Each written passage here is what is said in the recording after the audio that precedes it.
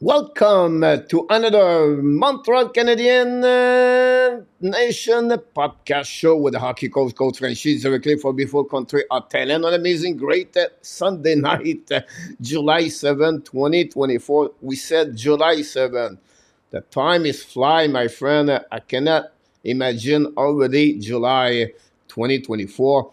And we are now starting the off-season hockey. Will be a little bit more the downtime of the NHL at this moment. But we're not going to stop here at the Hockey Nation and the Habs Nation because we're going to deliver a lot of great contents about the Montreal Canadiens the next couple of weeks until the training camp restart for the Montreal Canadiens. So tonight we have a couple of subjects to talk about with the news and update in the Montreal Canadiens area for the Montreal Canadiens. Then we have also the NHL news, new signature, couple of trade to review during the weekend, and then finally we're going to finish with a Q&A session at the end of the show. It's a 90-minute of the show tonight and going to carry on this until 10 o'clock Eastern Time. Don't forget, during the summer, we have a two show during the week, the Sunday night and the Montreal Canadiens. It's all about them. And then the Wednesday night, also about the Montreal Canadiens. And don't forget, we have friend co-hosts join me live during the both show. That we have also show Monday, Tuesday, Thursday, and Friday. Not always every night, but check your notification when we're going to pop up about this. We already know this week is going to be Tuesday, Wednesday, and Thursday show for the week of the July of the second week of the 2024. So that's what we got for you guys tonight. And then we want to thank everybody of all of you to subscribe to the channel. We crossed the 8,000 subscribers Friday afternoon. And this is another step stone of the channel built in that fun, like I think it was August 25th, 2020 with Michael DeVillano. So we are really grateful and thankful for all of you, of course, to become a subscriber of the channel. And many of you are constantly show up every night. So thanks again to be a great supporter or contributor of the Hockey Nation Show. And tonight, we have to have a great co-host. Yes, the legend. Yes, downtown Toronto. Yes, you know what I'm talking about. He's back in the house. We'll see if he's with me tonight. Yes, Mr. Enortap is in the house. Hello, Coach. Hello, Hockey Nation. Always great to be together, Coach. Glad at having you Talk aboard. about the Habs. You have a great thing to see you this Sunday night. This is a way to finish a great weekend for see you with me, and then this is a great way to start the upcoming week. So it's a win-win situation in my life this Sunday night to have Mr. Naptap talking about what? Coach. Talking about the Montreal Canadiens. Is ready to rock and roll to talk about the Montreal Canadiens. What do you have on the menu, Coach, tonight? But we have to talk about, guys, the end of the rebuilding for the Montreal Canadiens.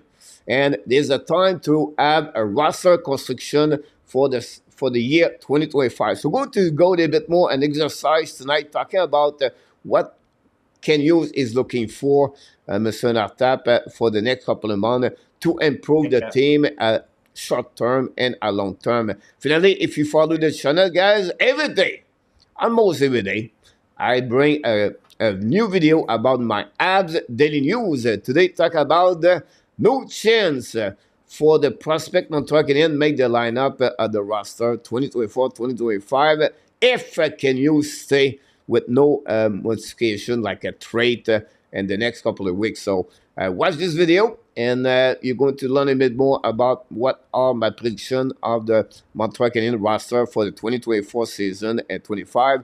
And then finally, Mr. Enortap, I ask a question. How many points are Montreal Canadiens going to get at the end of the season if they have the roster of the July 7th, 2024 at the beginning of the season? Start October 9, and Montreal Canadiens start the season October 9, 2024 season, 2025. So that's what we got for tonight's show, Mr. Enortap. But before we start, if you don't mind, to welcome everybody very quickly and to rock and roll the show tonight. Roy is in the house from Bangkok, Mr. Enortap. Happy Monday, Mr. Roy, with some Hey, rain Roy. around this area. And we have Yamo Martanen, Mr. Tap, back in the house. Yamo, long time without seeing you, my friend. Hey, Hopefully, you're Roy. doing well. Yamo is a new head coach, Mr. Tap, of the team U15 AAA program in Finland. Now, I could be wrong, but I believe this happening for him Good. on that one. That's good. So It keeps him busy. he's good Good busy luck and with it's good to give that young back, man. Mr. Enortap, at the young Yeah, men yeah. in Finland. So I think it is a great way to become a great coach in Finland. And don't forget, everybody, to click on the likes. Notre ami Sharks is in the house tonight. Sharks from Brainstorm Arena in Nashville, Tennessee. Welcome back, the Sharks. Sharks Welcome, was very Sharks. active during the weekend, Mr. Enortap, with entry-level contract for two different prospects. We'll talk about this next couple of minutes. Notre ami, our friend Gary, back in the house. Gary, welcome back. Gary, hopefully you have an amazing, great weekend. What about notre Hey, ami Gary. Martin Besnet de Waterloo, Mr. Enortap, Waterloo, Quebec, province de Quebec. And notre ami Patrick, keep the money Waterloo. Friday night. Put the money on the buffet with his girlfriend, and then now he put the money on the maybe Betway. We don't know, but he said, Mr. Tap, Raphael Devers with 2 hits, and then he's going to be 1 hit missing, 2 at bat left. So we have 2 chances for to get that money, Mr. Good. Tap, for It's Raphael close. It's close. Devers. Good luck with that, Patrick. It would happen. He's going to hit a curveball from the pitcher, then he's going to hit on the second base over the head of the that player. Second So. baseman.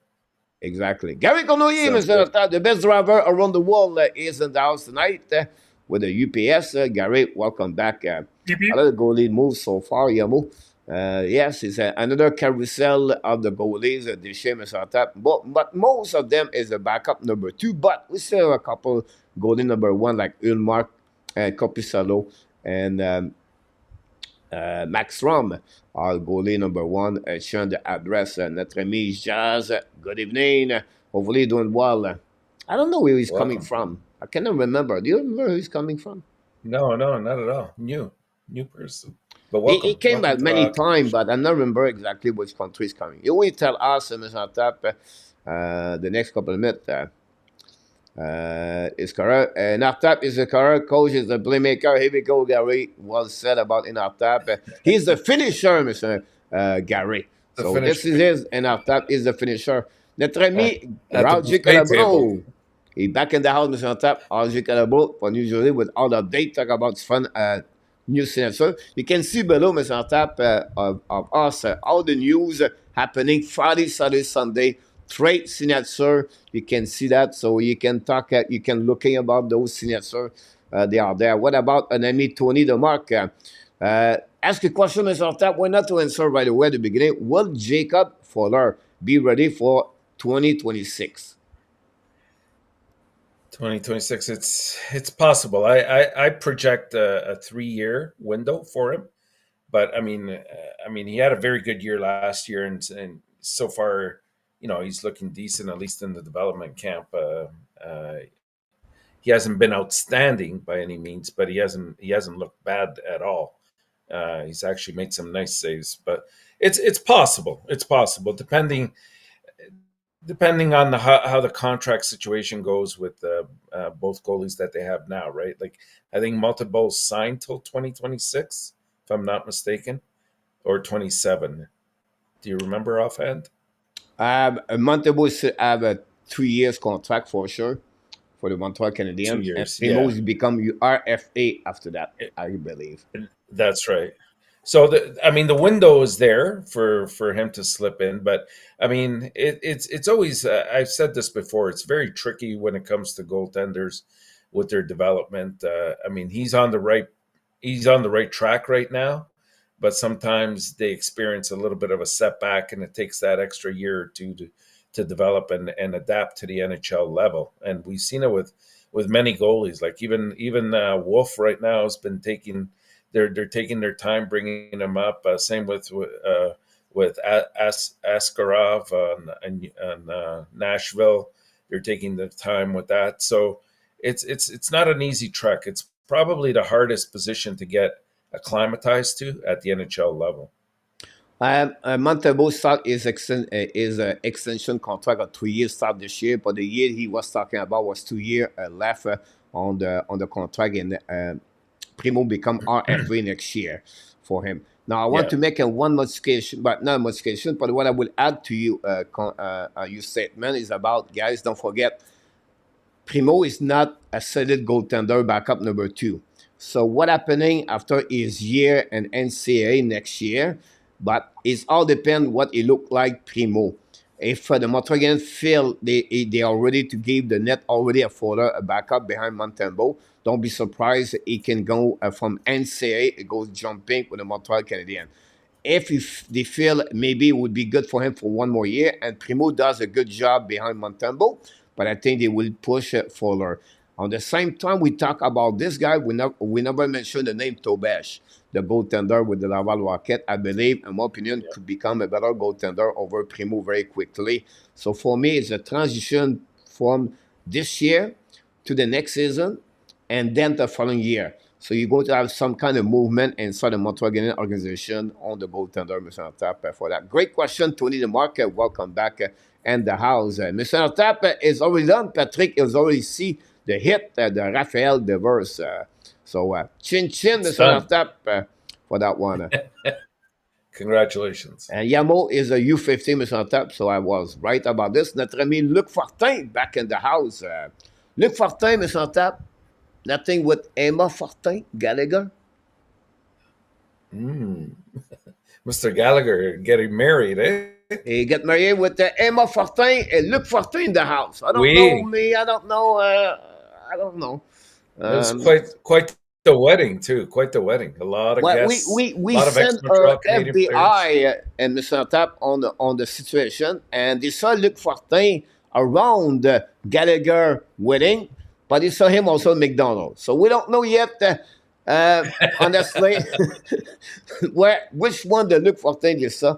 But we're going to hear a little bit more about that one there.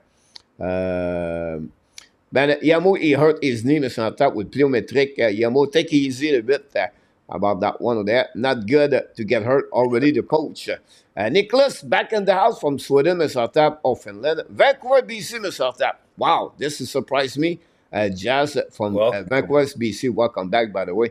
So we have to something we have to remember. And from Vermont, Mr. Top, the Butch. Bouchard back in the house tonight. Butch, any question you want Welcome, to talk Roger. about tonight, guys? Open up. We're going to start the show very quickly, talking what we need to do about this. Yamo, I'm very happy for Montreal pick Artus Koivu, and I cannot believe Aaron Kivi Arju select number 122. Yeah, I'm sorry about this. This is really late, but again, is 5'8", 5'9" defenseman, I believe, Yamo. That's maybe the reason behind that. But that one, thanks again, Mr. RJ Calabo to give us some update for the Montreal Canadiens for the defenseman Jonathan Kovacevic. Gary, add later pick at the draft have some size sound good to me for Gary Conroy. I'm sorry about this. Talking Gary Conroy and the rest of the people in the chat. I'm working right now. I should be done this week. I'm working on all the NHL draft par the Montreal Canadiens since 2000. 1 year under the André Savard director scouting development. 20 years under Trevor Timmins and 3 years under Bobrov and Lapointe. I'm working all the stuff like this. It's a take a time to figure out, but the Montreal Canadiens just give you a bit an overview without telling everything. The Montreal Canadiens select 199 draft pick since 2000, right. And on the yes, and on that one I will give you one other number to don't give you everything, guys. 77 of all of them play a minimum one game in NHL with a Montreal Canadiens or without the Montreal Canadiens, and they select Mr. Tap on I think it was 44. No, I cannot. I think it's 29. First round pick for the Montreal Canadiens. One of them never played in NHL, Mr. Todd. David Fisher never played any game in NHL. Then you have 2 first round pick, Louis Leblanc and Sherback. Played less of 50 games in NHL. So I can go the way like this. I don't want to Nikita. give you a little bit more information. But stay tuned, guys. You're going to really enjoy the way I did it. That give you everything. How many they select number one, round number one, number two, number three. You have to go all the way to number nine. Remember, Mr. Atta, before they have a new Yeah. bargain in CBA. And that give you also the number of the game. I qualified a players with 200 game in NHL to be a good pick. And then under 200, it was not a good pick. So I did all those information. So stay tuned for the rest of this NHL draft. I'm working on this. So I just want to open up the door a little bit longer Yeah, what I'm supposed and to talk about. that fits very nicely with tonight's topic, Coach, because uh, we're going to be talking about roster construction, and it's not all about and your stats that there point that out, and it'll be good to see all the players from 2000 on that got drafted by Montreal. It's not easy to make it to the NHL, and on top of that, even if you do make it, you're looking at perhaps a role kind of player that will stick to the team and not necessarily an elite or top six kind of player. Now, having said that, Montreal hasn't had a lot of first round picks overall since 2000. You can probably count them on less than one hand, but uh, that's it's it's the major way to go, but it's not the only way in terms of constructing your team. And one thing I would also add to Gary's comment about the late drafts this year that were uh, bigger players. If you look at all Montreal's picks this year, they were all over 6 feet tall, all of them, each and every one of them. So that seems Unfortunately, to Michael be Edge shrank, Mr. Top, at 5'11", he shrank. 3/4.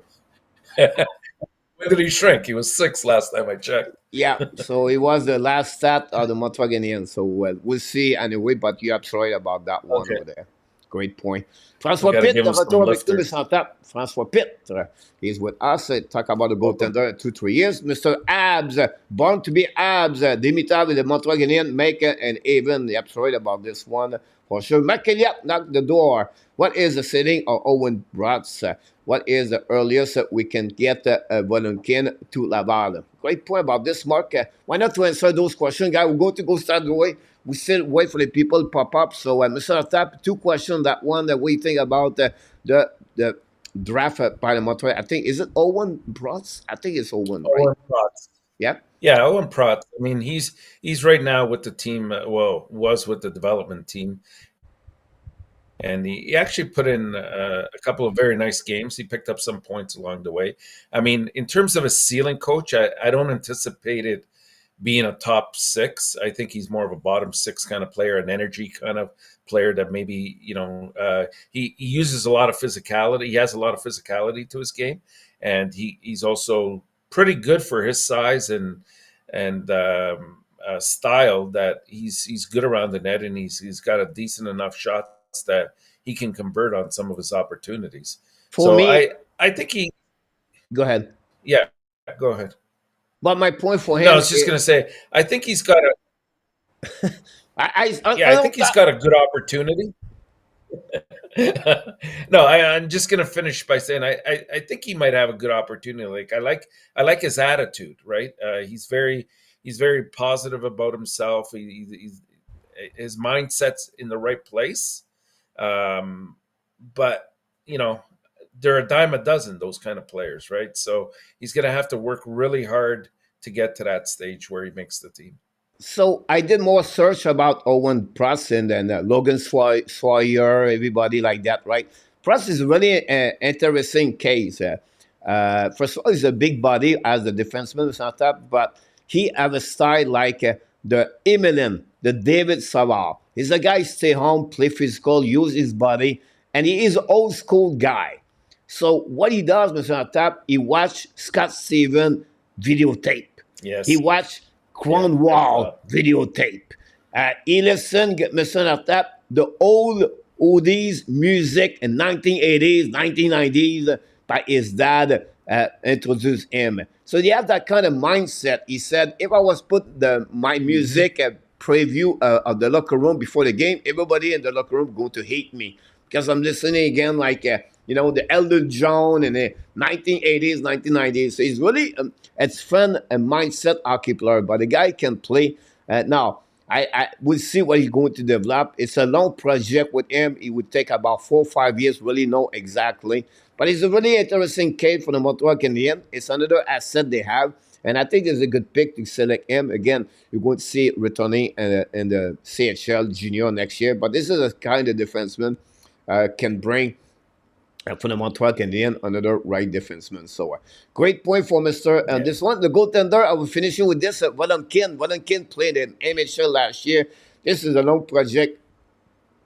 Mark, 3 years minimum. He's going to get a contract at KHL. I didn't see any movement yet for him. We're going to see what he look like on the training camp. It's coming start next week on the KHL season team, and we'll see what he's going to rebound. I'll be surprised if he play on the between VHL and KHL next year. Mark, about that goaltender. Primo is not a solution. François Pitt, Luc Fortin, nature. And another subscriber, Mr. Enortap, welcome back in the house. Question for Butch: who is better, Mayu or Rebacker? Two different types of defensemen. I mean, both will bring different things to Montreal's roster. I think Ryan Bacher's the kind of guy that will chew up a lot of minutes. He's good on getting the puck out of his own end. He might see some time on the power play as well. I think Mayu is more adapted to that. He's got more of a physical, nasty edge to him. He likes to gamble and get into plays and anticipate what's going to happen. It's hard to compare them because they play a different game completely, even though both of them have good size. To me, I would say Rebacker is going to have a better career in NHL, in my opinion. The way he played this game compared to Mayu, that would be my expectation. More potential for Rebacker to become a top 3 defenseman at Mayu at this moment for that one. Yamo talk about Kopiskowski, the new development coach for the Montreal Canadiens, scout and European. You have sorry about this, Yamo. About that. Martin Besnet said, Tressaro or Sidney Crosby with the Montreal Canadiens. Martin, we're not going to answer to your question, but I will tell you, we're going to have a couple of tape recording between me and Enortap and Marco.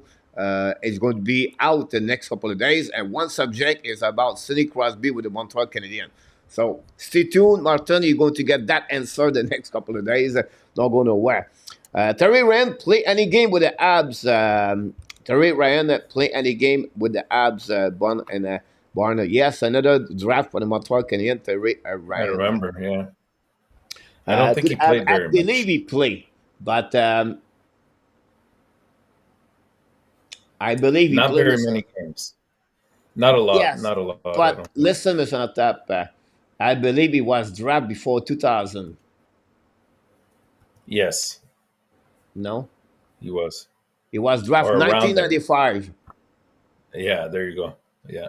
So that's the reason I did not mention his name, Mr. Bourne. But thanks to sharing with us. Could we have Claude Giroux over Fisher in 2006? Oh, that's hurt. Just when you hear that. Lou Leblanc, on the only freaking time he did not want Timmins to pick a Québécois. A career for Ryan. Arjun Labo with more information. Crosby was at the Canada American Soccer. Talking Yamo with Sydney. We think Gary, I could see Crosby play his 40 years. Be very precise for that one. He take care about himself. Willie McDuck Snyder is in the Enortap. Welcome back, Willie. Patrick, Owen Plus sailing. Lucky if you make the NHL 4th round. Have a 20% chance of making NHL. But that's a normal situation, Patrick. Like everybody, some make it at the 4, 5, and 6 in NHL. Again, like I said, we'll see how he's going to develop on that moment on this during the next couple of years.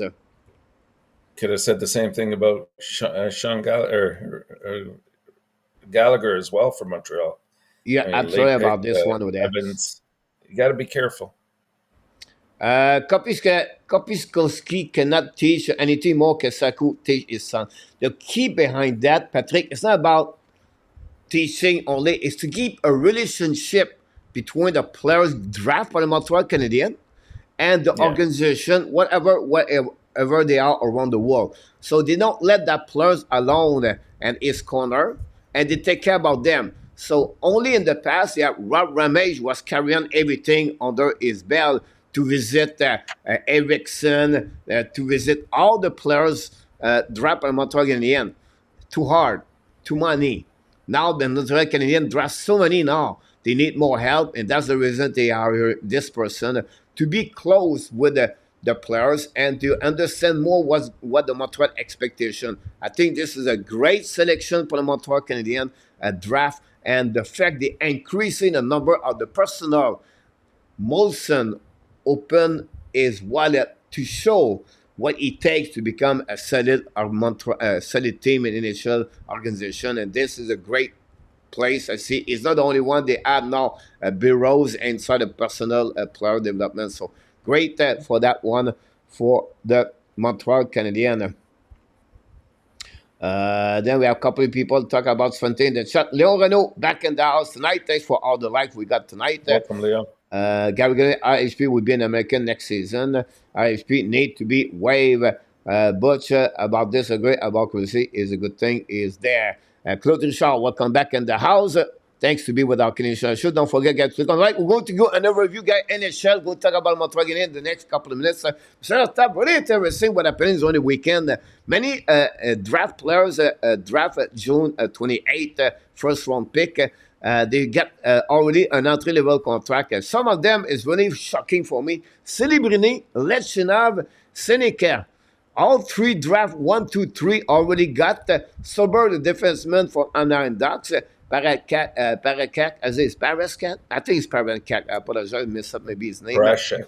Yeah. And then Luchenko for the Flyers, 13 overall pick, got the entry level contract. So give us a bit.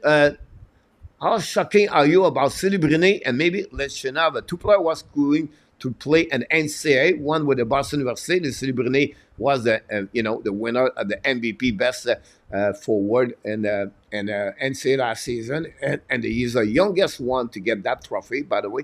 And then Lechinov play a big role with the Michigan State. Both of them are thinking about this. More Lechinov, he took him 1 week before he decided to play in the NHL next season. A little bit surprised about this. No problem with Seneca or those players can stay returning at the junior where they play for the upcoming season. But what do you think about Lechinov and Celebrini?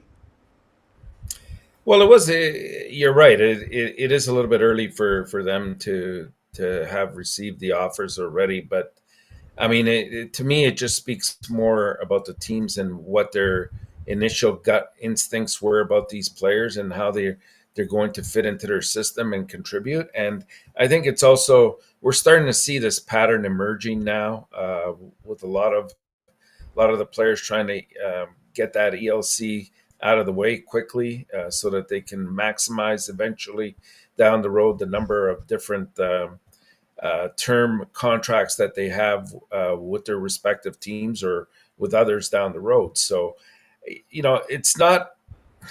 it's a bit surprising to me, but it's not totally surprising from that perspective because, it seems to be a trend to me, Coach. It's something I think that at some level needs to be addressed because I don't really think too many of these players are ready for the NHL level at the age that they're in. And we're seeing that more and more every year. Yes, of course, there's always the elite type of player that is ready and makes sense for them to enter their year quickly. But I don't know. I'm a little bit against that. I wish they would take their time with their development a little bit more because I think down the road it would mean a greater return on themselves as well. Yeah, I'm sorry about that. Now it all depends who the need of the team and the need of the players at the same time, right? I think San Jose, the fact they bring down Will Smith around that team and that new players, they get trade and they got a UFA. I think that's another reason why the San Jose. Mr. Tap, 3,000 people at the training camp at San Jose to watching Celebrini Will Smith during the weekend. I know. It's That's pretty good to amazing. see that, right? So San Jose is building a good team. We have to congratulate the new general manager, Mike Gregg, who there does a good job. Let's know, Mr. Right. Top is really interesting, right? The Chicago make a couple of moves to helping Connor Bedard. Join a UFA like Terevenen, example, one of them. And then they add a veteran defenseman, example like Martinez for the Vegas Golden Knights to join the Chicago Blackhawks and many others. But I want to focus more on Lechinov. We know Chicago bring the 7th overall pick 2023 or 22. Kolchinski joined the team. This gave a contract to Vlasic.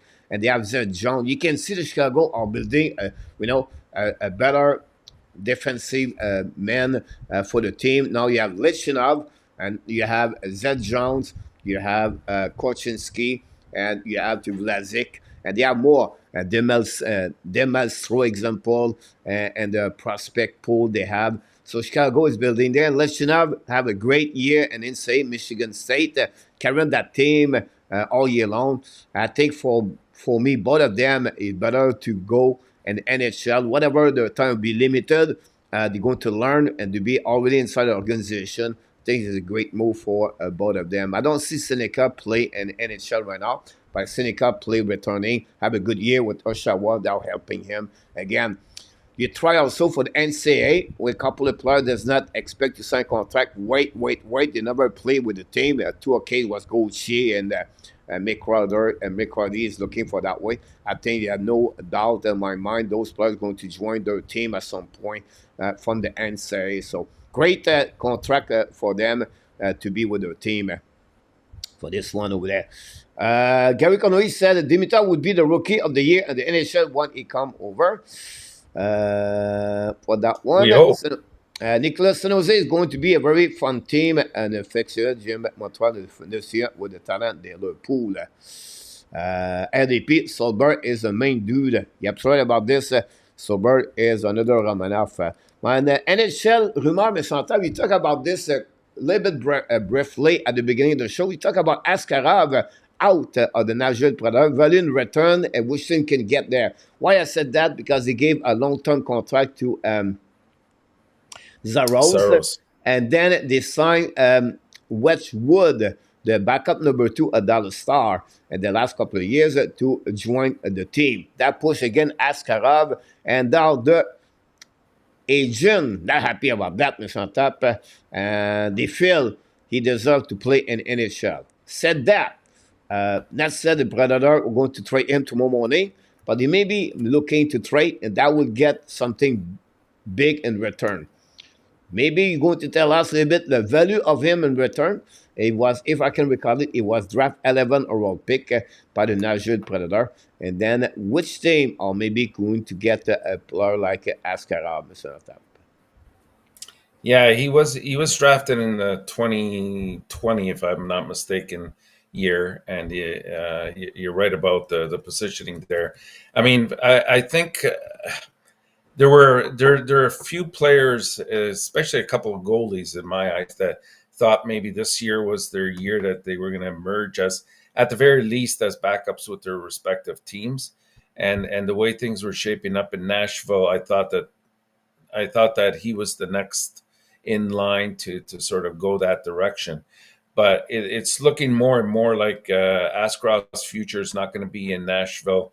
Like I think we know that Barry Trotz is very careful about what he does. He's not in a hurry in terms of either making a trade or avoiding one. But I think that's what the intention here is all about. But I think the price to pay to get Askarov will probably be fairly high. I think he's at the stage where he's ready to make the jump to the NHL. Um, and uh, I don't know. I don't know exactly what it would take. I'll be honest with you. I guess it'll depend on the team that's interested in him to get some comparables for him. But like, if you look at his record in the AHL, and even the few games he played in the NHL, I mean, he had an excellent season. Like, he may have slowed down a little bit in the playoffs. But that was more a reflection of the amount of time that he started to play. But this he's a brick wall. He's really good. When he played with Nashville, I think it was just a handful of games, but I mean, he was solid there. I think he had like a 1.5 goals against and something surreal in terms of his save percentage. I think it was around 940 or thereabouts. And he's a big goalie too. So I don't know, to answer your question, what it would take to get him, but Can I it's give going to you be some? quite a bit. Yeah, let's explore some teams because that would make it easier to pinpoint, I think. San Jose, Arizona, Okay. Chicago. Okay. I'll give you three teams right there. They are no goaltender. They really focus. They are the bottom at the NHL draft. They accumulate asset, and then after that, they can trade a solid asset. Example, to a Nashville Predator. I really believe that Arizona Coyotes could be a really good deal trade partner with a Nashville because Arizona have a lot of great players like Keller, Gwender. They have a lot of defensemen is coming up for them. Zimachev, they have Daniel Butt, and they just add more asset year after year. So to get Askarov, where they don't have really a goaltender over there, I think there would be a great team to trade. Chicago is another great team. They don't have a goaltender. Marechek, Soderblom, it's not great for them. They just get a UFA goaltender also there. So I don't think so. They are really ready to get a goaltender. San Jose, now you have Blackwood, but there's nothing good over there too. So those kind of the goaltender, I think Columbus Enortap, you would love to get trade and Mesclikin to get a Yeah, goaltender Askarov. I think they'd look towards the East before they went with the West, just to get him out of the conference. That would make a little bit more sense. Like I'm thinking even. I mean, I know Washington now is it's kind of settled as long as their goaltending keeps up. The problem So with that's Washington Enortap is that yeah, what they don't have to give back to the Nashville Predator. yeah, that's true. That's true. Right? They don't Now, have maybe a a team lot. you're talking about, the Flowers could be another one. Without Carter Hart, Fedorov, and Urson, if I can recall it, Do his you last name, it's not good enough for do them. you, So Flowers could be a team do you looking think for. do you think Carolina might be a good partner? I think they I would don't have the think so. pieces. They still believe Kotchikov. Is it Kotchik? Yeah, Kochekov. yeah, Yeah. it could be the one there. Now, Toronto is very interesting, Mr. Santa. Manor for Askarov, and I start there, and I will finish there. But I think you can trade a Manor to Nashville Predator. A package deal. I'm not saying one to one, but a package deal Toronto could be a very interesting case for Askarov, Mr. Santa. If I was Right. Right. Toronto, I would go there. Yeah, it makes sense. I still don't think that they've addressed their goaltending situation at all. So, I mean, that's one area that they'll have to explore. Um, We'll see and what why happens. not? That would be a fair trade, I think, for Marner. Exactly. We're going to stop here because we have a lot of people pop up, everybody. Yamo, about what you said, a lot of great conversation. I know some people talk about RHP, etc., but it's okay about this. Robert Allen back in the house on Dimitrov recent team who has 88 unreal, the late mate of him, sign him if it's possible, and 26 Askarov for the Flyers for Farabi. I think it would take more about Not this and enough. 26. I Yeah, think not enough. it's a good start to go a package deal, but I think the Nashville would like to get a player like Farabi, maybe more, and maybe get also a prospect and return N26. That would be a good way to do that. Carlos back Mhm. in the house. Carlos Benavides. Do you think Montreal make a Carlos. trade for a top six? Not for me, but Not Mr. this year. Yeah. No, I don't believe this year is the year for them to do that. I do think they'll make some kind of move to pick up maybe a lower end a free agent. There is that possibility. I know we always talk about giving some of the younger prospects the opportunity, and obviously, Joshua Roy would be one of them that I think should be on the team this year. And in your video, you highlighted it very nicely. There's just such a log jam right now with forwards and defense, that how do you fit this in unless they make some kind of trade where it's about quantity, where they're giving up two or three players to get one, then that might make more sense. But I don't see it happening. Welcome back, Black Dragon. About Ovechkin, Mark talk about the pick for Rebecca. I think at some point, I think Montreal are happy with Fowler, Mark over Askarov. Joe Palota back in the house. Who is your bounce back player? My pick is Anderson, 25 goals. My defense pairing Madison and Coley. Second pairing Hudson Savard. And third pairing Jacky. Joe, about that. If you ask you bounce back players for the Montreal Canadiens next season, what it will be, Mr. Enortap? Well, Anderson, I mean, I've said this before. I said I don't think things can get any worse for him. Knock on wood. Hopefully, he has a very good year and comes back. I don't see him putting up 20 goals again, like he did when he was with Columbus at the time. But I could see him scoring, 15 to 18 goals if he's put to the test, and he's had a good break, sort of a mental break from everything. On defense, I mean, let's get the Jacky contract extension done first, because right now, I think the most important thing for the Montreal defense is to stay healthy all year long. And given that, I can see a good year out of Gouli again, and perhaps improving on that, because I think he was going to make some parts of his game the focus this summer and try to improve on that. And by that I mean strengthening and also working on his vision as well, quite a bit. The other ones, you hope that you see an improvement but you always have that sophomore jinx that you worry about. Some players that maybe played a little bit over their head and might take a step back before they go forward again. For me, Mr. Top is Christian Dvorak. For my bounce back players, why I think he's going to be used like a little bit like Sean Monahan for the Montreal Canadiens, play on PK, play on the power play, second line, all the important face off about this. I think that we're increasing his point overall for me. He's on his final year contract, so he's going to try to get a better year for him to sell himself for the upcoming year. So I think Christian Dvorak will be my bounce back player for the Montreal for the upcoming season. And 26, Mr. Top, he said, Wool, the goaltender Toronto Maple Leafs, better as Askarov. Or Askarov is not better than just Wool for the Toronto Maple Leafs. Interesting about that. I'll be disagree with that one. So. And 26. But the time will tell us what could happen about this. Patrick, he believes Zaros is a bad signature about this one over there.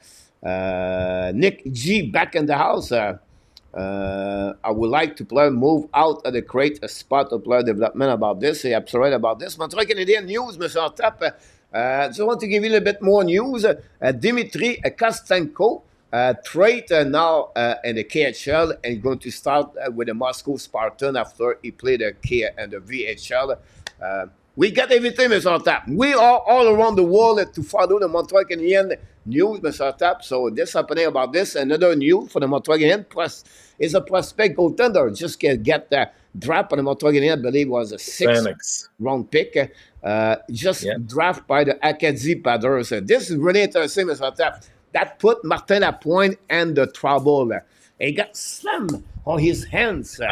So Martin Lapointe said, the goaltender Mikus is going to play with Blainville, Armada Blainville, and the QM. So Acadie Peters turned the lights on, and they select him on the draft before the the Armada Blainville. So that now the Blainville have to make a trade to get the goaltender. That's the only way he will stay around here. So Agazi was smart enough. This another Morissette tricks. They're going to get something in return to get a goaltender. So that's just a quick news about that one there. And Yeah. I want to ask this question, Mr. Tap. During the weekend, I love checking a lot of social media, guys. I want to see, guys, in the chat, and Mr. Tap, what is really Evan Dimitrov, the projection in the NHL for Mr. Evan Dimitrov? Mr. Tap, what I did, I collect those kind of information here, Mr. Tap. I'm going to hide a little bit, but I give you guys two graphic. So a little bit more, less complicated for you guys. I'm going to turn off the bottom here. But here what happening. They look about Mr. Tap, the projection of Celebrini, Erzerman, Sega, Dimitrov, Buyam, Lechinov, Parek, Paraska, and Connectly. And don't worry about the first column. All the way go on the green. And the green said, what is the percentage to become an elite player in NHL? And the highest number, Mr. Tap, is Zane Parek as the defenseman. We can understand that he had 96 points.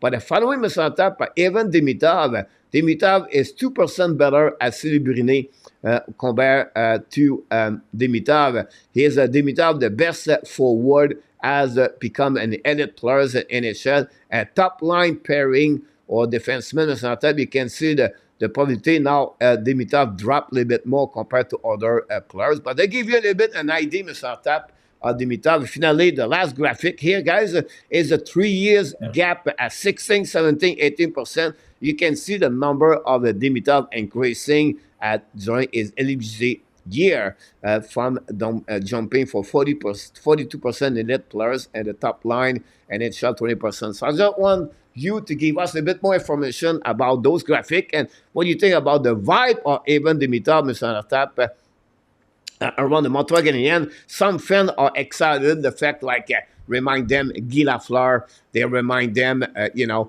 vibe of maybe Sako Koivu with the Montreal Canadiens or Kovalev. But what do you feel about the vibe of Dimitrov with the Montreal Canadiens? Well, there's been so much optimism and so much joy since that selection was made. I mean, you could just imagine if Montreal had gone with a defenseman again this year. Again, not that it would have been a huge mistake, but they've been crying about trying to get an elite player, and I think Dimitrov definitely fits that bill. We've seen over the last 3 years his growth has pretty much doubled every single year.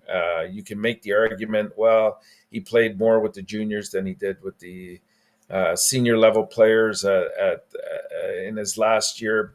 But one thing you can't erase is the skill level that he puts up there and that he possesses. You still have to produce no matter what league you're at, and he seems to be doing that. And he's eager to be here. He's very optimistic about where he's going to be going, and I think it'll translate in Montreal. He's going to be an exciting player.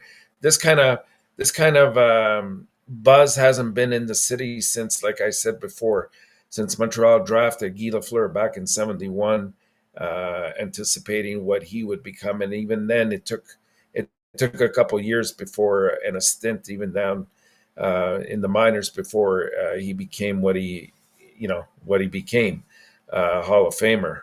So with Dimitrov, I think the future is really bright for him, and I think eventually, in my eyes, I think he might be on the first line with either Suzuki and Slafkovsky, or if a different centerman emerges that's slightly better than Suzuki, that would be an added bonus.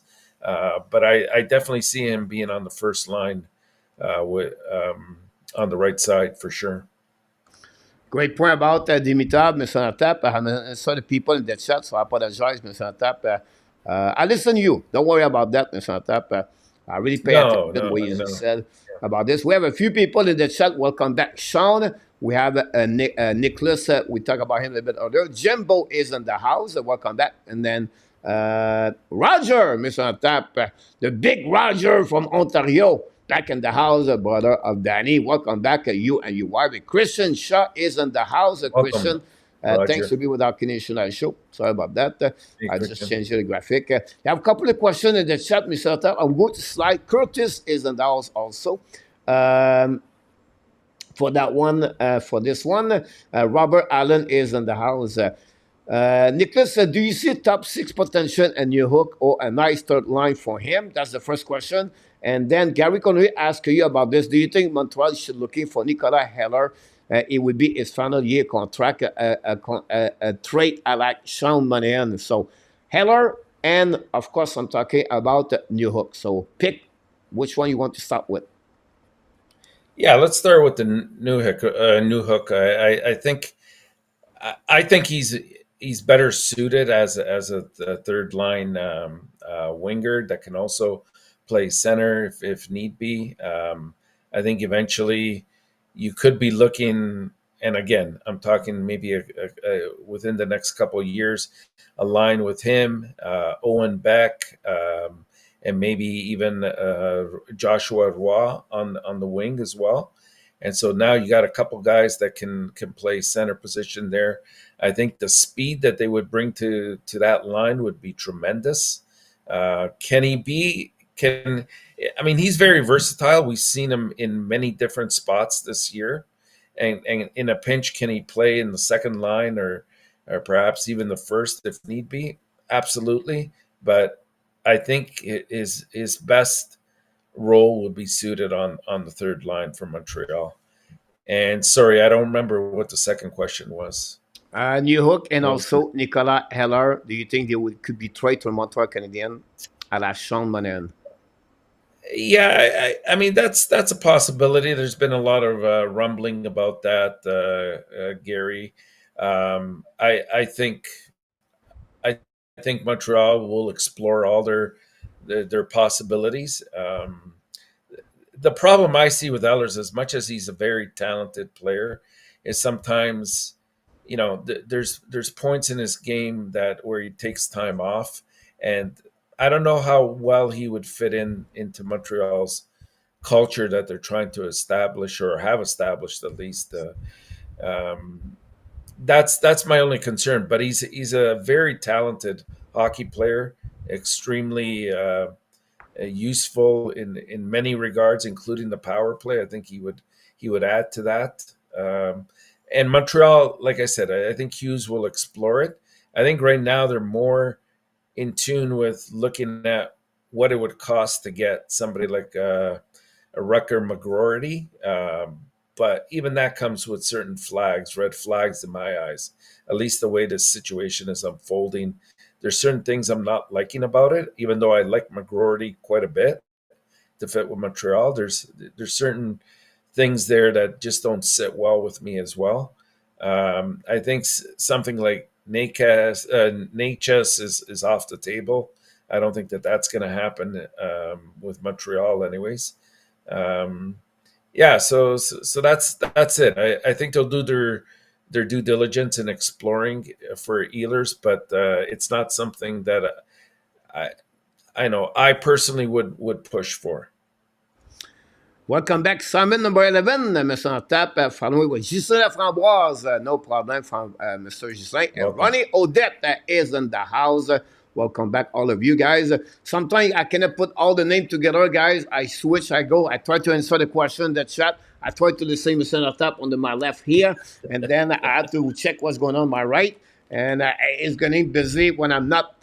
That's the way I like to have a co-host with me because I can answer the question, Mr. Tap, all the time in the chat, so we don't have to go all the way to talk about this one. Randy Walkman is in the house.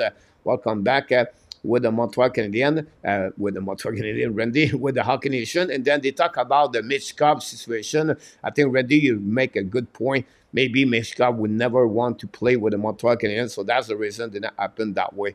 So everything like that, Timmy Top talk about they play in the Junior B. About this, I'm going to move on, Mr. Tap. The Montreal Canadiens roster, make a video today, Mr. Tap, 2024, 2025, no room for prospect. I would like to give us a bit more information about what I'm talking about. Because the Social Montreal Canadiens. So you feeling for the people in the chat and you, Mr. Enortap, what do you think could happen from today until the beginning of the season? And what with that result, the outcome of that roster, how many points Montreal get at the end of the season 2024-2025? So I'll open the door. I'm going to show graphic behind you, Mr. Enortap, if you don't mind. Not because we don't like to see you look like, it's because Miss Odette love you so much. I don't want to create some disparity between your wife and Miss Odette. So I want to be kind of calm down everything cold around you. So Mr. Tap, give us a bit more information about the roster of Montreal Canadiens. Well, here's the thing, Coach, and I think you capsulized it very well in your video today. They're in a situation right now where they have 3, 6, 9, 12, 30, I think 14 forwards is one possibility that they can go with either 7 or 8 defensemen that are going to be looked at, and we'll see which ones actually stick with the team. And of course, their 2 goaltender situation. So there isn't a lot of room here to start saying, well, you know what, we might have 2, 3, 4 players that have the possibility of making the team this year. You also have to look at which players are waiver exempt and can move down to either Laval and without being picked up by somebody else, obviously. And I think the only players, if I recall correctly, are Jackeye and Struble, if I'm not mistaken. Now, they already got rid of Kovacevic, so that cleared up one space. But overall here, I think the only player that really is going to have a fair shake, well, 2 players, I would say. I think Joshua Roy, he had an extended stint with Montreal last year and did not disappoint in any way, shape, or form. So I think unless he has a horrible training camp, I think that he's the one that's probably going to merit that position with the team level. The other thing is Hudson ready? If you look at all he's accomplished already at the different levels he's been at, I don't know if there's much more left to prove or to show at that level. I think he would almost be absolutely ready to start with Montreal this year or come up at some point very early on in the hockey season. And the only other guy I would even consider would be Owen Beck. But I still think that he's either going to be 1 year away or he'll probably come up after the trade deadline, when I think Montreal is going to be busy sort of getting rid of some of their contracts that are about to end. And I'm talking about guys like perhaps Savard and Armia, and I think there's a couple of others there that they're going to look at. Maybe even the possibility of moving Anderson. I'm not sure about that. So it'll be interesting. But I don't see more than maybe 1, tops 2, depending on, if any deals get done between now and the beginning of the year. Obviously, if they clear out some spots, that opens up the door, I think, for Hudson. It opens up the door maybe for Owen Beck as well. But I think Roy is the only real individual that I would consider at this stage.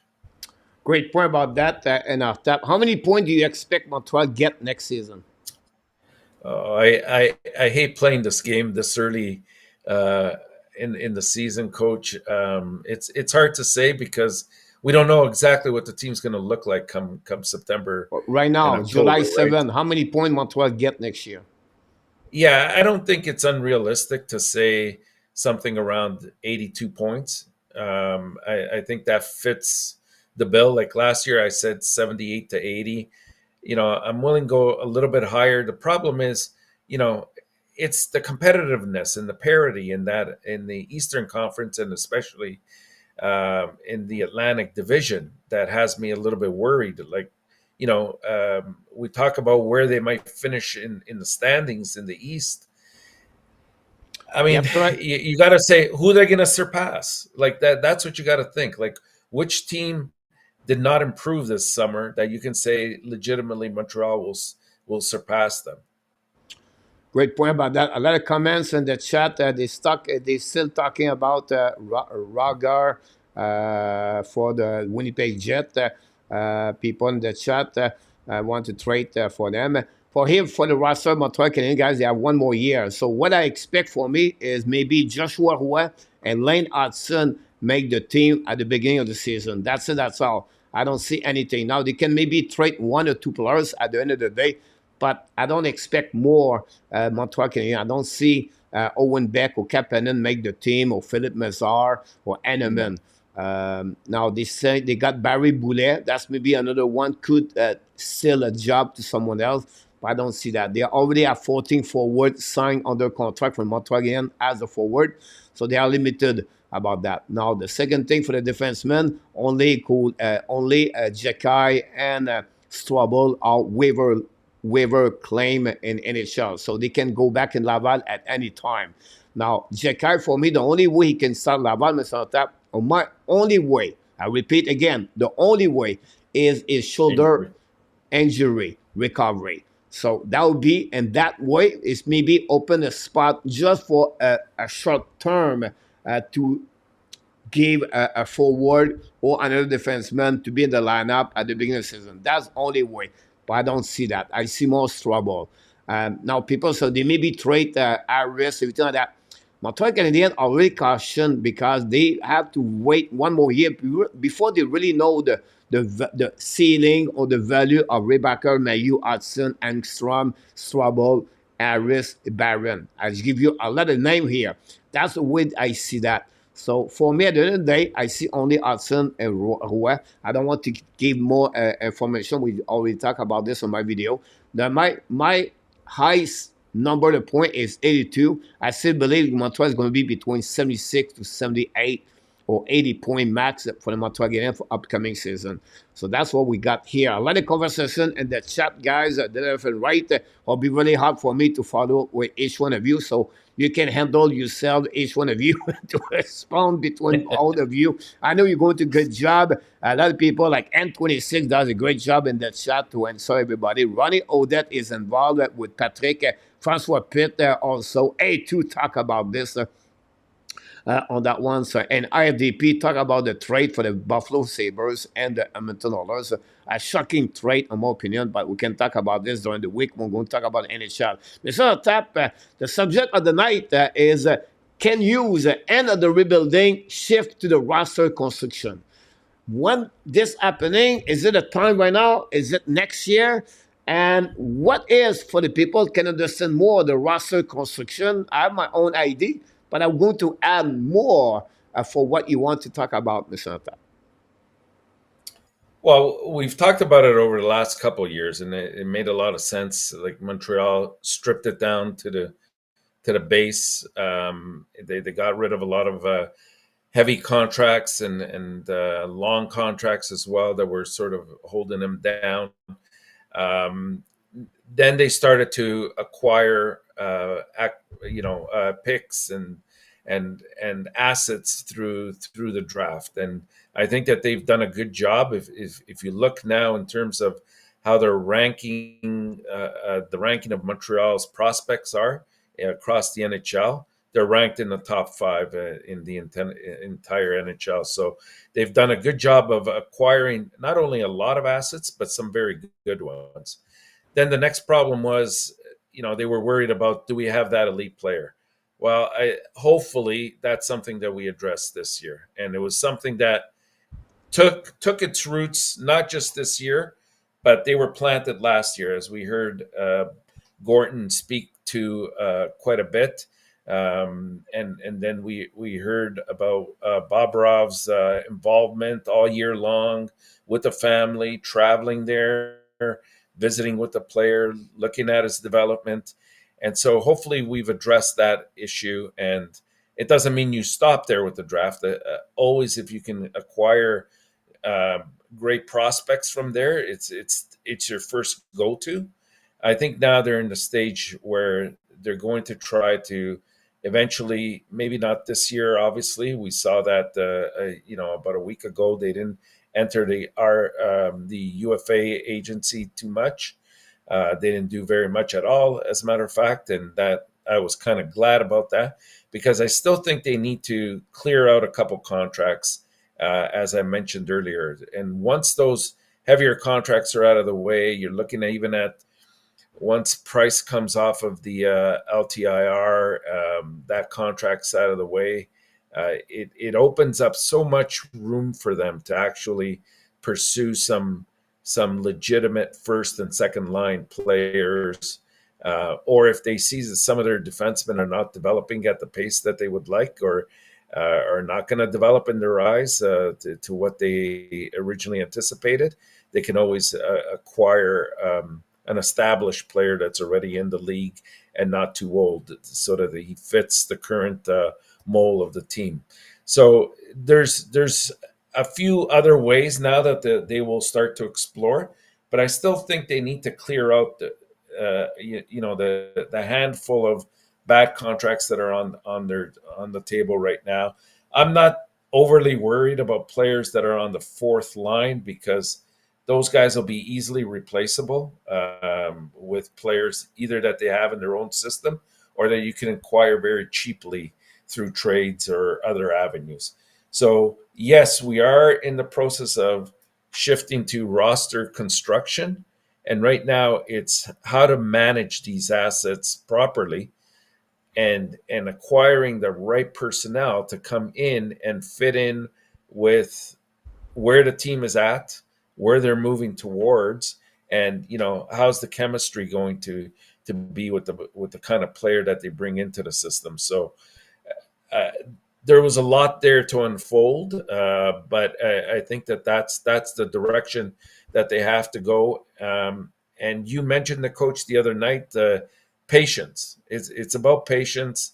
Like something like this doesn't get done over 3 to 5 years. I hate to say it, and any GM that says that they can do this in 5 years is deluding himself.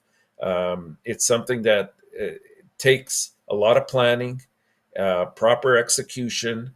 They have to know what they're doing, and I think they have the right group of individuals in place now that they've covered themselves in all areas of the reconstruction phase. So they're doing the right things all along the way. And of course, the other thing that you need with mixed into all of this is always luck, right? That you don't get players that get injured. You don't that the players that you've done all the research on in terms of drafting actually end up being the kind of player that you anticipated that they would be, and bringing them up at the NHL level. So I think all the pieces are in motion, but it's going to take, I'd say at least another 2 to 3 years just to be at a competitive level to even, go towards a possible wild card or a playoff position. Yes, you're absolutely about that. I would say to you the roster construction guy is all about asset, Mr. Tap. I don't know if you go that direction, but Yeah. I think that's the way I see that. I tried to answer the last question for A2 conversation, the chat.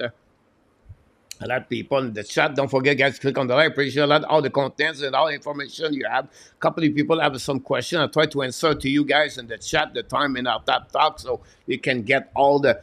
We try to give you more contents you have, and the show is flying for sure. For me, Mr. Tap, this is the reason I want Montreal Canadiens finish at the bottom 10 next year. Why they add another asset? So remember, Mr. Tap, if you have pick number 9 next year, it's just an example, all right?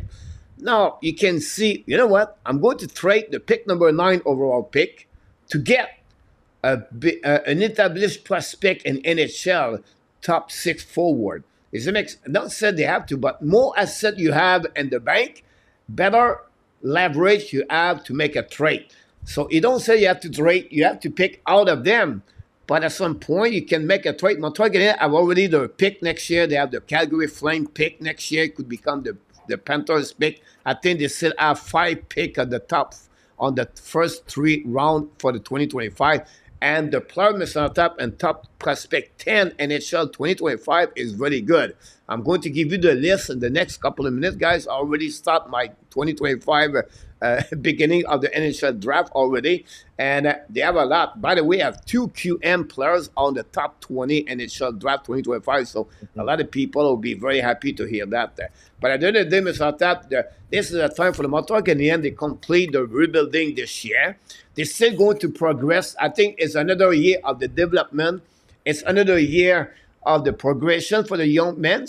And at the same time, it's the year of clean up the house. When I said that, the final year contract, example, the Savard, the Devorek, the Armia, you know what I'm talking about. From that one, it's the time to turn the switch on to thinking to starting now a little bit bigger asset, a talented, skilled player on the different area of the position of the top six, example, forward for the Montreal Canadiens. This is the way I see that for the roster construction. Yeah. And due to that, you have two ways. You have free and by trade. And by trade, you have to make with asset. To get someone good, Mr. Top, you have to give something good. You cannot just get something good and say, oh, I cannot trade Joshua Webb, or I cannot trade Owen Beck, I cannot trade Kapanen, I cannot trade a defenseman. You have to want something better. You have to give something good also in return. But this is a roster construction. I think Montreal Canadiens and 2025 are going to turn the switch on and focusing on that way. That's the only way I see that. This is a time to not accumulate asset anymore. You can add one first round pick, something like that. But I think it's time now to move on the roster construction. Yeah, I agree with that, Coach. I don't. The only thing I would sort of push back a little bit on is I don't think it's an absolute necessity that they try to get a top 8 or 9 pick this year.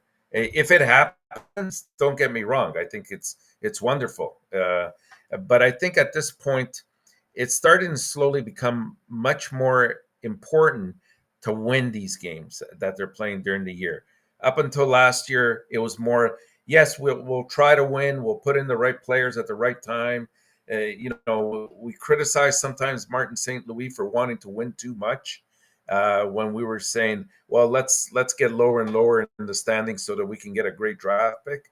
But I can see where he was going with his thinking and what he was trying to do, and that's to start slowly establishing a winning culture in Montreal. It's not okay to lose. It's not okay to have losing streaks. And I think last year, for the most part, we avoided any lengthy losing streaks. I can't remember if we ever exceeded 5 or anything like that. But for most of the year, if they lost 3, then they would correct that. And I think that that's important because you also have to give the players that are there the opportunity to show their best self and to move forward and to say, hey, yeah, we're a part of this solution here moving forward. We're the ones that are going to make this team what it will be in a couple more years. And it takes time to get to that, and it also takes time to have that winning culture instilled from the early stages of getting these prospects, so that as they're moving together and they're moving with the same mindset of winning all the time. So that's the only thing I would slightly go back on and say, it's great if we get a low pick, if it happens because of either injury or we just don't play to expectations. That's great. There's nothing wrong with getting another elite player, of course, but don't necessarily. I don't think it's necessarily an avenue that we have to go through. I think that we can start looking towards, once we clear those contracts that you talked about and I mentioned as well. I think that free agency and also trades are going to be the direction to go. But Mr. Tap, if you don't have to have the one to trade, whatever you try to win this year, you change the culture, but you don't have the asset to make a big trade, it will not going to work. But I think they do, Coach. I think they. But like right now, trade Dimitar. Are you going to trade Dimitar? No. But that's the point. But you have to trade Rebacker. Are you trade Rebacker? No, but if you have somebody like Matheson, now we're starting to No, talk. it's not. Because No, but no, you're not going to get better. That's the point. You want to trade the second vague. If you want to get bigger trade, if you want to give an example, a player have 90 point in NHL, a top pairing defenseman NHL, you have to give something good. So to get an of course, asset, 9 overall pick this year, you can get a really good player in return and to play on your top six. But if you select a pick number 14, 15, that player, whatever you draft him, the chance to be a solid top six is limited. If you select again this year top seven, that player is going to be a top six right away. That will helping a long term. true, So for true. me, I don't winning this disagree with year that. is not important for me. It's about progression again, clean up the house, and then after that, prepare for another great pick for the Montreal Canadiens. And plus, they have the flame pick, Mr. Enortap. Could be the Panthers. They can select both picks together to get a solid player in NHL. For me, this is another year of the asset for the Montreal Canadiens. Why? To make a mega trade for the Montreal Canadiens. I just said that. Example, Mr. Enortap, I'll give you an example. Let's go with the Winnipeg Jet. Nicolas Heller with the prospect Roger, what's his name again? Roger. McGroarty. All right. Put this together, Mr. Enortap, and trade your first round pick 2025. What do you think about this? I don't think Winnipeg goes for that. Now I'm going to add more in the package deal.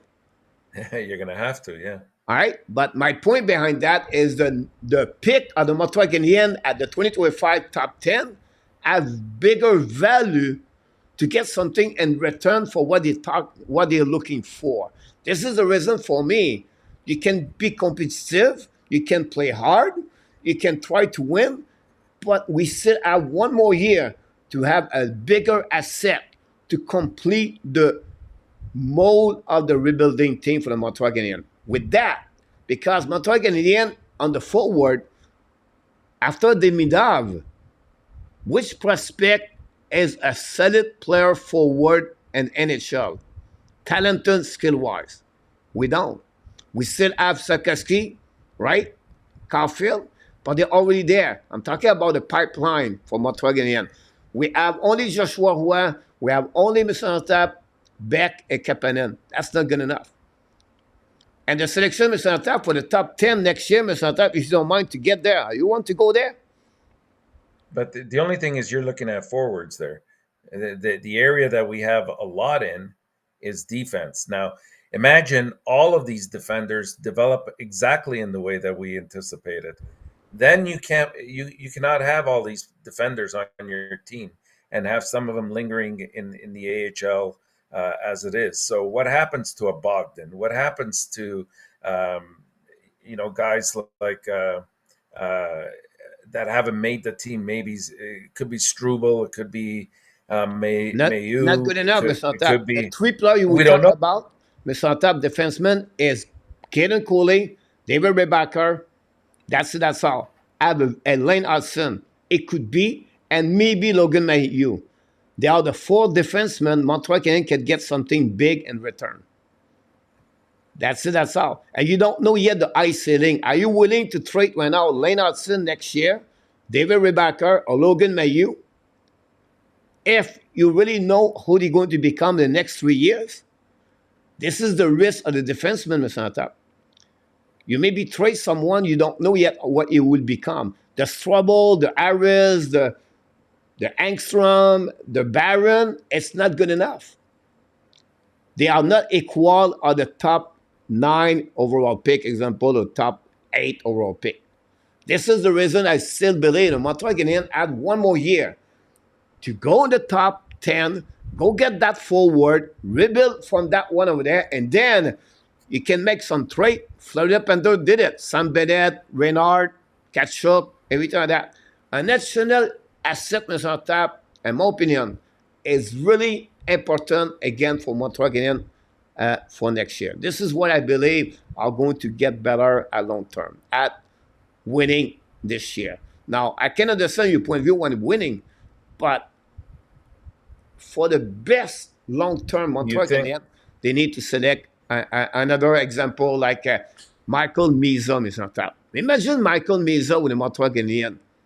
Mhm, mhm. Yeah, I don't doubt that, Coach. Again, don't mistake it for I'm saying that we can't use more prospects that are top notch level players, even if it is just for the sake of dealing them off later on. But I still think you can't convince a professional athlete or a coach in this way that the best thing for them is to finish in the bottom five. It just it's it instills the wrong mindset in my eyes. That's the only thing I'm concerned about. And like I said, that's why we always hesitate and say, going back to Matheson, and we're saying, you know what, he's at his highest value right now, Matheson. Why not? If something comes along this year, and you might have to throw in another player and a pick or two. They have all that. They have picks for the next 3 years. They have prospects that they can package together with a Matheson, and that could address a top six right away. And so, why not explore that right now while you have that opportunity? If you wait too long, you're not going to get much for Matheson in 2 years when his contract is up and due. Because the longer he stays on the team, the more time somebody like Hudson will take over in terms of ice time, and therefore he won't have the same opportunities that he had this year in terms of getting the point accumulation that he did get this year. Like, he finished in the top 9 for all defensemen in points. I mean, that was absolutely amazing, and he still has his speed and stick work is amazing. Like, right now, he's at his highest value. So there's one possibility to go with. Yeah, I'm sorry about that. I want to answer to N26 and Randy. The only way you to make a trade Montreal Jet is you have to involve a defenseman for the Montreal Canadiens. That's the only way it will happen. The Jet will not going to trade for Joshua Roy, example. They will want to have a defenseman. Which one? I don't know exactly, but that would be the only way you can make a trade on that one there. I like a conversation. The chat, keep up your great conversation. Don't forget, guys, to click on the like. If you don't mind, it'd be awesome. Sometimes I try to give you my top 10 pick, and I don't know where I put Oh, this. for next year's draft? Yeah, yeah. All right, Mr. Enortap, I got this one there. So next year, Mr. James Enortap, Hagan. all right, and I'm going to, James Hagan. we talk about Montreal Canadiens, guys. The next year, guys, this is the list of the top 10 NHL. They have 2 defensemen and they have 8 forward. Now, you can add 2, 3 more different players on top, like on the back, but I think this is what you get really closely on the top 10. And they are solid. You talk about against Mr. Top, you consider like Silly Briné, in my opinion. Porter Martin with Team Canada have a great tournament. Gretzky, Glinka, great. The Sweden player, Fondel, the Russian players, guys. A lot of people talk about Ramkin, example like Ovechkin or the Malkin, those kind of players, Mishkov or Dimitrov. This is the next Dimitrov and Russia at number 4. The Meza, Michael Meza, just talk about him as on top. A great forward, I think, with Sagina, if I can recall it. I think I'm right, anyway, about this. Is going to be at top. You have also Matthew Shaver. This is the first D about that. You have the brother of Ren Ensler with Team USA, Logan Ensler at the bottom 10. This on top. You have Wozniak on that one, another forward. Malcolm Spence, Mr. Top, we know the great play he did for the Team Canada, and definitely McQueen are the top 10 prospect. You're going to see those names repeatedly, constantly, Mr. Top, on the top 10.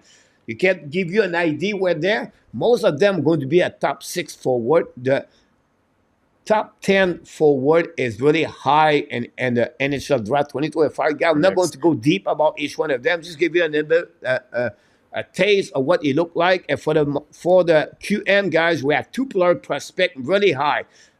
Caleb Desnoyers, This is considered Yeah. a top 15 right now. Now, he can be dropped out at the top 15, but at this moment, Caleb Denoyer is one of them. And then Justin Carbonneau is another forward on the top 20 prospect and 2025. Those are two names. And I think the goaltender is Ghislain Daigle.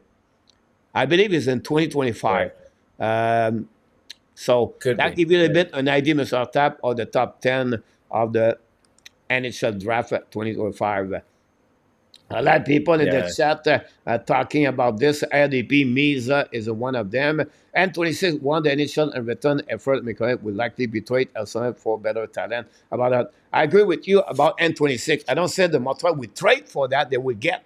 We just talk about rumor, what it could be happening about this.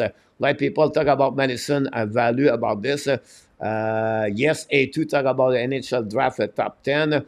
Next year, there are only 4 players that will have an impact on the team, and the rest of the draft is not very good. Ronnie, I think you're absolutely right about this one over there. Let's move on, Mr. Tap. What we got here. The thing that was nice to see, Coach, also is in the list for next year. There looks like there could be 3 or 4 in the top 15 to 20 that are from the queue. You were mentioning that earlier, so that's a good sign because we haven't had a lot come out of the queue in the first round in the last couple of years. So that's good. You're absolutely right about this on this one, Mr. Tap. For that one. Unfortunately, no Calder Trophy, Mr. Tap, for Joshua White and Lane Hudson this year. The fact they have now a lot of, like Lichenab and Celebrine and maybe other rookie right now, like a Stankoven example, Logan Stankoven with a dollar star, and I can go all the way like that, Mr. Tap. We passed the time, Mr. Tap. I have about 6 more things to talk about this. I hate to cut everybody out at 10 o'clock. We'll do extend a little bit more, Mr. Tap. I'm not going to talk about Kirby Dak yet. I'm not going to talk about the comfortable goaltender. Why not talk about this, Mr. Tap? Let's go. We just talk about the roster, Montreal Canadiens, and then the season, what they look like. But we got Montembeault number 1 and Primo number 2.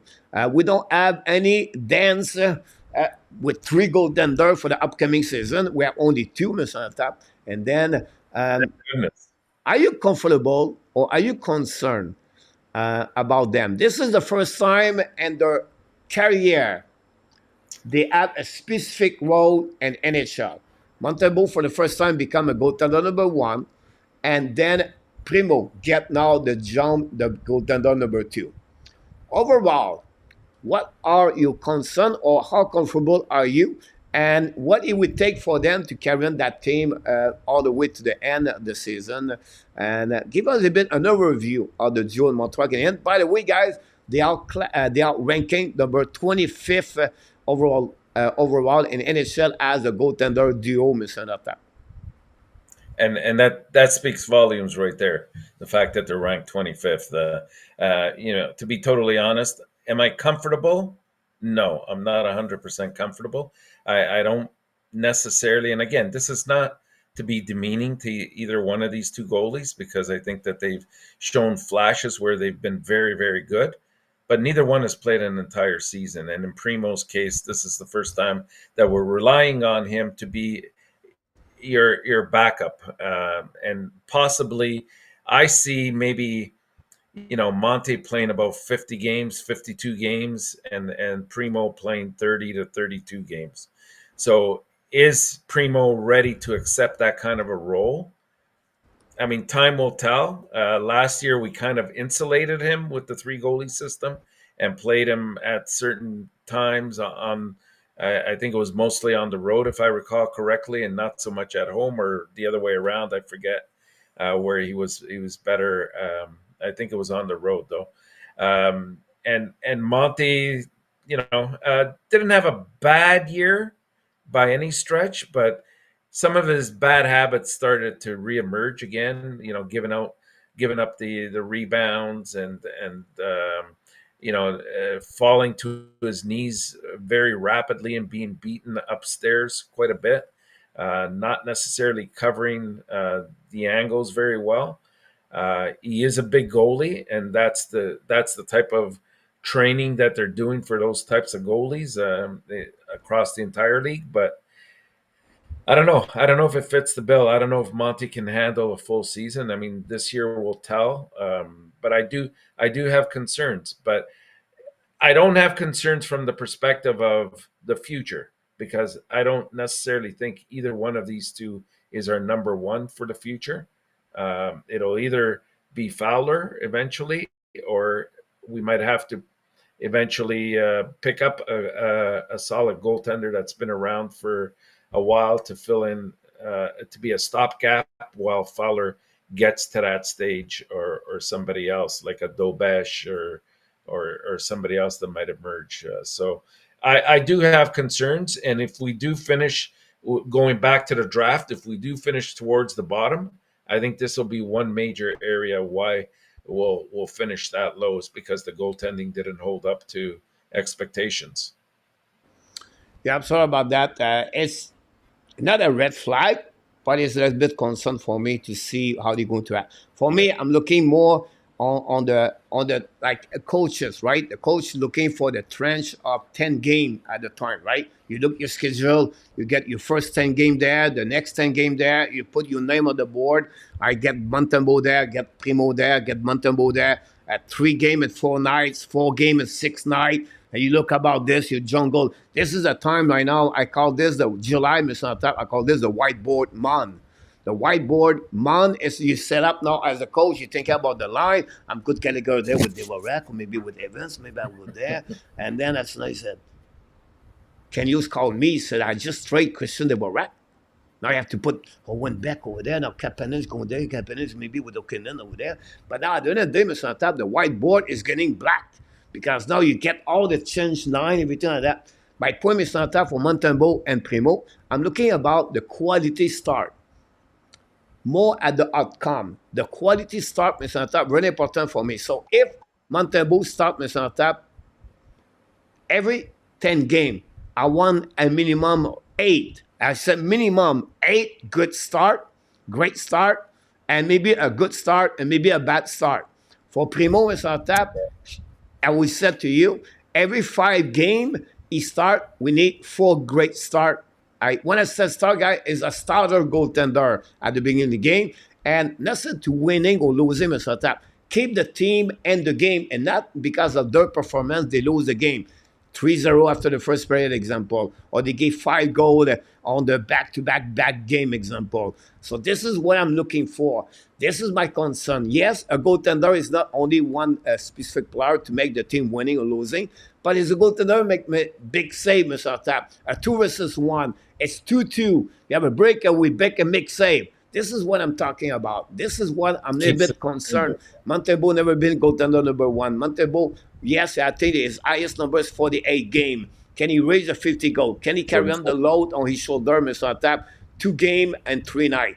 Can Primo, never been a goaltender number 2, play 30 game in the NHL? How he's going to react with those kind of load in front of them? This is my concern. I just don't feel comfortable because the talent-wise, it's not high in my opinion. So that would be one area when Montreal going to struggle, I believe, during the season. Those kind of performance. Now, the GSVA is good. I understand that the analytic data is good, but they get a ton of shot. This is a that's normal right. situation. They make more save, high danger save because they get all exposed all the time with the high danger shot in front of the net, everything like that. Yeah. But this is one of my big concern. I mean, it comes hand in hand with the defense improving and learning to clear some of those loose rebounds out of the way and even carrying the puck out in many cases. That's something we didn't do very well last year. But here's another concern, coach. What if one of these two goalies gets injured? Where do we go? Tobes. Tobes is a good for me right now. Tobes is equal at Primo. I wouldn't be shocked. Now he's never been in NHL, so I understand that you're inexperienced players, everything like that. But I really feel Tobes will be fine, on my opinion, and that's what I feel they will be okay with that part there. Now they get the young the 27 years old goaltender from Finland or somewhere. And the backup number 2, they get under the goaltender there also. They have other options, but I think that's the way I see that. Will be very interesting if Fowler's going to get some start game at the end of the year if they got eliminated and then maybe play a couple of games with the Montreal Canadiens for Jacob Fowler. It's rare happen as a goaltender, Mr. Tap, but we'll see good about this one there. Before we finish, Mr. Tap, a lot of comments in the chat. We passed the 10 o'clock. I'm not going to talk about the Montreal Canadiens rumor, but I'm going to give you guys my top 10 prospects for the Montreal Canadiens. They are not done yet. I have my final. My video will be out this week about this one there. But I'll give you an idea what we got, Mr. Tap. Dimital, Lane Hudson, David Rebacker, Jacob Fowler, Joshua Roy, Logan Mailloux, Michael Edge, Owen Beck, Oliver Kapanen, and Adam Ekstrom. All my top 10. I maybe forget one over there, but this is what I believe are my top 10 Montreal. I don't know if you have any other defensemen or any other name. Now, you cannot put Cooley there. You cannot put Jacky there. They're still 23 years old, 22 years old, because they already play in NHL. Well, he's not a permanent player right now in NHL. That's the reason he's on my list on the pipeline. So the pipeline, I'm looking around, and I just want to have your two cents about this one. We're not going to go deep into people in the conversation. I'm going to finish the show with that, my top 10 prospect. And don't forget this week, guys, the NHL Draft pick Montreal Canadiens from 2000 to 2024. I'll give you all the number and my top 10 the top 10 video prospect for the Montreal Canadiens. And then we have a video about Sidney Crosby with the Montreal Canadiens. Will be released the next couple of days. Stay tuned for those show. And then Wednesday night, Mr. Tap, Marco Larrabee and Frank's back in the house with me for the show Wednesday night. We have a show Tuesday night and Thursday about NHL news around the different trade signature, who is a great position for the upcoming year. So don't miss those two shows, 8:30 p.m. every night during the summertime until 10 o'clock. But we like to over-deliver, Mr. Tap. We are who we are, over-delivery. And that's what we do the Sunday night, Mr. Tap. So finish this show with my top 10 prospect. Yeah, I like it there. I mean, could you throw into that mix somebody like a Florian Jacky? That's a possibility. Messar, that's a little bit less of a possibility. But I mean, those are two guys that are, at least in Jacky's case, he's been showing a lot of promise and looks like he's taken on that role, and he's becoming much more mature as well. So again, not a huge high expectation for him, but I think he might be arguably in that conversation of top 10. We'll see how things go this year in Laval. And then, I mean, the goaltender, I mean, you have Fowler there, so that pretty much covers it. I don't know if you want to throw Dobesh in the equation as well. That's something to consider, but I don't think he's going to have the same kind of impact as Fowler, obviously. But yeah, those are the best ones, I think, to look at. I mean, and Sean Farrell, he's been on and off all year long, so that's always a possibility. But again, with his lack of size, it's going to be much more difficult for him to translate that to the NHL level. And you got Kapanen. Yeah, you got Kapanen in there. Okay, good. Yeah, sorry about that. Tobias is one, like the name you mentioned, sometimes, like, it could be fun opinion, what you're thinking about those kind of players, but it's not easy to remove some of them. And if you look about this, if you do the exercise last year, but you don't have Dimitrov and Edge over there. Yeah. Right? And you don't have any player in the roster for the Montreal Canadiens.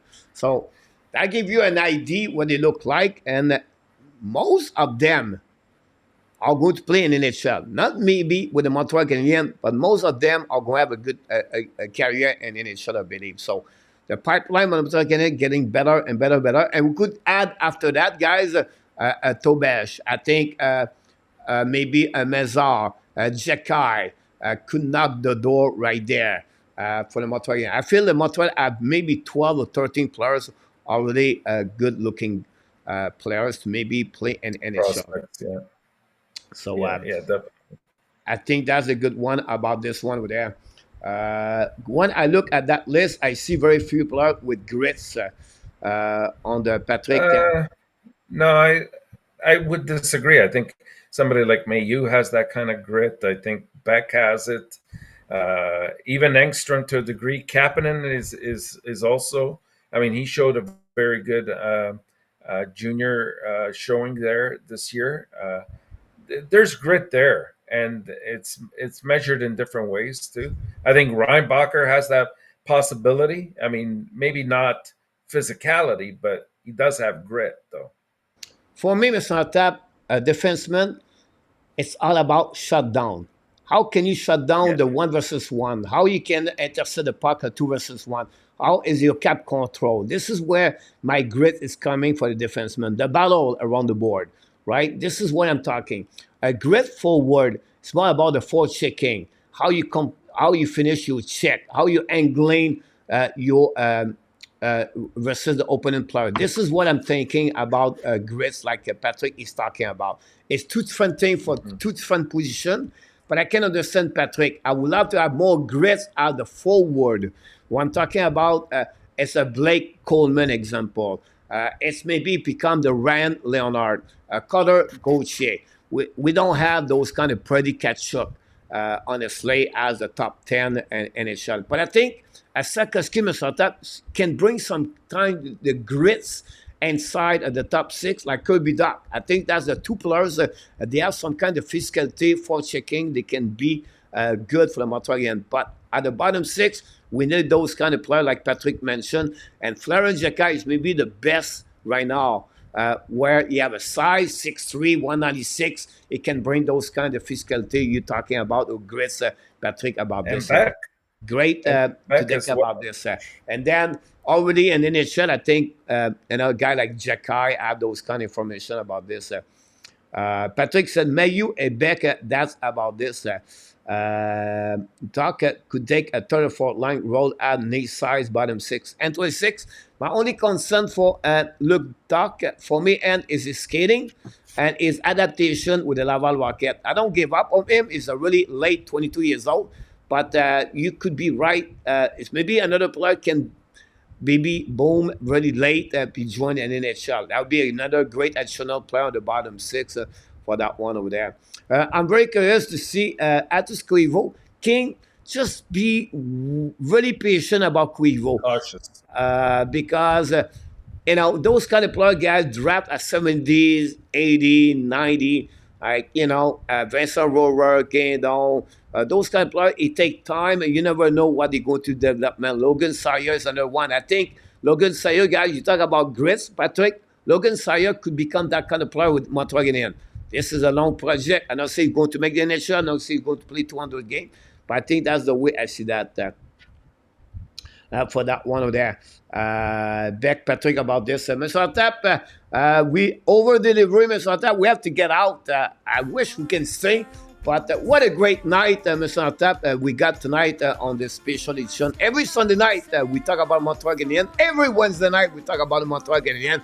Tuesday and Thursday, during summer, guys, we talk about NHL. And I can announce it, Mr. Tap. I was waiting, but I can do it now.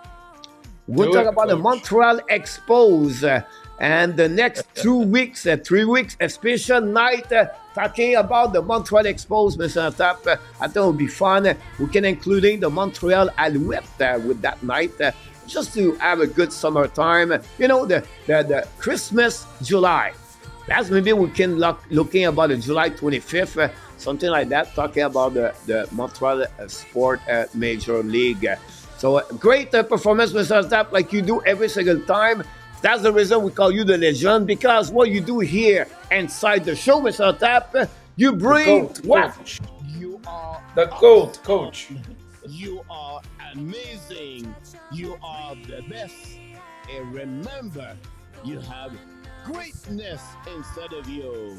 Mr. Tap, Just between Yes, you sir. and me. Nobody listen right now. Nobody is here. It's Nobody. only you and me. Nope. I believe the ESPN should looking for me and you to be a duo on the over 60 years old people. Listen Wait a up. minute. I'm not there yet. I'm not there. I'm not at 60 yet. I'm talking about the Montreal Canadiens fans. Yes. Okay. That'll take. What a great show. Thanks so much, everybody. Moderator, thanks so much. All you can about the update scoreboard. All the people click on the like and all the people join us. Like you guys, you fire up the chat, Mr. Tap. What a great evening talking about Montreal Canadiens. We're only in July. We feel the excitement. We feel the hope. We feel the lights and fun in Montreal Canadiens. The future is bright. Like they said, until the next time, Mr. Tap, I just want to mention this to you. We are really grateful and thankful to have Mr. Enortap give us his time and his contribution to the Hockey Nation Show. Without you, we're never going to reach the 8,000. My pleasure. Until the next time, be well, be healthy. Find a way not only dominate your day, Mr. Enortap, but find a way to dominate the second half of what? You're 2024. He did it again. Have an amazing, great night, Mr. Enortap. See you next time. Until then, my friend, be well. And then until the next time, well, remember, the Hockey Nation Show, the Habs Nation, want to tell you one more thing. We love you, people. Have a great night, everyone. See you Tuesday night. Good night, Coach. Good night, Hockey Nation. Thank you for joining us. Thank you so much. And up top.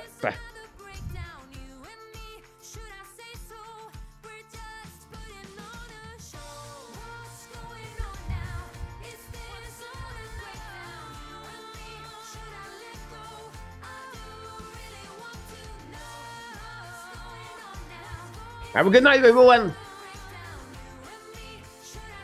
See you next time, Randy. We're going to bring you on next week. Oh. Booyah!